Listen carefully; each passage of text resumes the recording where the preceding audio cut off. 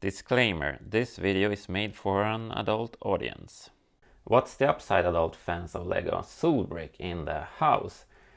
In today's video we're going to have a look at set 6389 Fire Control Center from 1990. So it's a bit on the modern side, wouldn't you agree? Please subscribe to this channel, leave a like and a comment. Do you have any fond memories of this set that you would like to share? We'll start off with looking at the minifigs, which we get 4 of. They are all firefighters, so no civilians in this set. The outfits and the faces are the same for all of them. One has a white fire helmet that I think looks very smart, although I do prefer the older black version or the newer dark red one. 2 of the firefighters for some reason doesn't wear helmets, and I'll get back to you about why that is in a moment. And the 4th firefighter is the helicopter pilot, with a typical helmet with visor for that era that's still around in contemporary sets from LEGO. Now there's no alternative face print on these guys, as you can see, and no printing on the back. The smaller fire truck is some sort of a jeep and has an interesting wheelbase because the wheels are attached with technical pins, which I believe is a bit unusual. Looks like so. They also look a bit like balloon tires. There's nice printing on the doors. It has a fire hose on the back, but there's no water tank for it. The roof opens up so you can place your firefighter easily. Well, you can't close the roof if the firefighter is wearing a helmet, so that's why you get the minifigs with a hairpiece. A bit of a design flaw, I would say. Moving on to the larger fire truck, we have something that looks hyper futuristic, like some sort of a spaceship.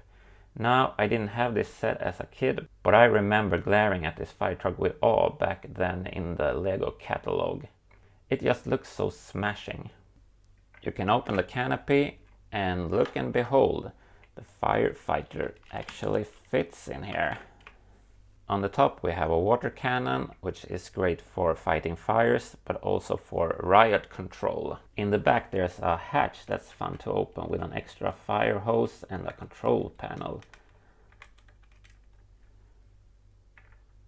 And on the other side there's a small compartment for an oxygen tube. Another cool feature with this fire station is that it was the first one to include a landing pad, and the set includes a helicopter, so that's 3 vehicles in total, which I think is a great deal. And the helicopter adds a lot of play value. It has the typical windscreen from the time period. On the side it has some sort of water cannons, although there's no room to store water on board. Still, it looks cool, and I like the low profile of the landing gear. Makes it look like a rather fast vehicle. If we take a look at the station itself, it also has a modern style to it that's rather open. Obviously in the middle section, where previous fire stations have been enclosed and had entrances there. Here's it's just a drive-through or an extra parking space, which in a way is a good thing, because that means you can park one of your extra fire vehicles, like this van set 6643 fire chief truck from 1988 that I still have in service. We get 2 garages with roll-up doors, one for each fire truck. This one is a bit larger than the other one, so that you can fit the larger set. Nice large windows on the sides to let in some light, and so that we can see our vehicles inside.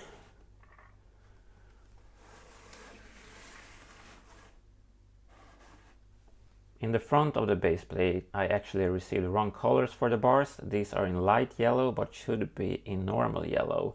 First I just thought that they might have been sun damaged, but no, these bars also comes in light yellow, so that's something to watch out for. I don't mind though, because that's a nice variant of yellow, and I think it's slightly more expensive than normal yellow. Moving on to the helipad, it has a simple but standardized design where you easily can land your helicopter, and it's also possible to land your other helicopters from this retro era, like set 6531 Flame Chaser from 1991. However, you can't place the older helicopter set 6657 Fire Patrol Copter from 1985, unless you would mod it. It's a bit too long. Let's put on the correct helicopter for this set. On the roof we have a nice looking sign and a flag so you can see the wind direction before taking off. And there's an antenna and an alarm. You can wiggle this spotlight if you want to. Wiggle, wiggle. And here's a satellite disc so that they can watch football. If we turn the set around, we can see that we have an oxygen tank here, a firehouse that is drying, and a bar with a black shovel and an axe. On the second level there's a small control room or dispatch central for the dispatcher, maybe one of the guys that don't have a helmet. Some cool looking computer terminals and a coffee maker so he stays alert. Oh, coffee? Don't mind if I do. That's my look at set 6389 Fire Control Center from 1990. I think it looks super cool. I wish that the middle section was closed off with a window and a door like in previous stations, but it's no biggie since you get an extra parking space. And I would like the smaller truck to fit a firefighter with his helmet on. The helipad is a great extra feature. I would totally recommend this set if you get it for a good price, maybe 40 euros. I think we should promote these two firefighters, so one gets a silver helmet